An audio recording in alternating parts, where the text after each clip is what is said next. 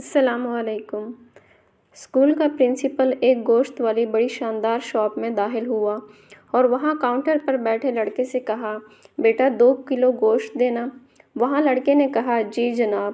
آپ بیٹھے اور 1 کپ چائے بھی پیش کر دی اور اپنے ملازمین سے کہا کہ 2 کلو اچھا گوشت بنائیں۔ گوشت بیگ میں ڈالنے کے بعد ملازمین نے خود جا کر اس کی چھوٹی سی گاڑی میں رکھ دیا۔ پرنسپل نے جب پیسے دینے چاہے تو اس لڑکے نے منع کر دیا، تو پرنسپل نے پوچھا، بیٹا تم نے اتنی میری خدمت کی اور گوشت کے پیسے بھی نہیں لیے، کیا تم مجھے جانتے ہو؟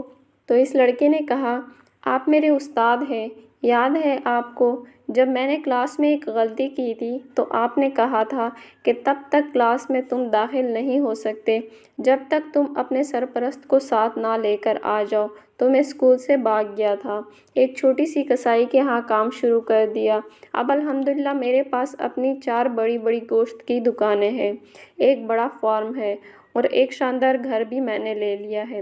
تب پرنسپل نے ایک سرد آہ بھری اور کہا، جی بیٹا مجھے یاد آ گیا، کاش میں بھی تمہارے ساتھ اس دن بھاگ جاتا۔